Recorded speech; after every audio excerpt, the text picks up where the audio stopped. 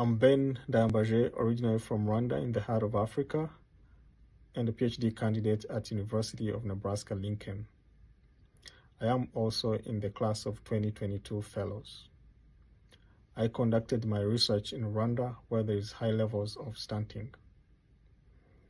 Stunting is a multifactorial form of malnutrition which prevents children from reaching their full cognitive and physical potential. Using Source by Fellowship funds, I managed to collect data that helped me to investigate the link between child stunting, livestock diseases, and water quality. In addition to that, Source by Fellowship is a platform that connected me with resourceful mentors and also future researchers.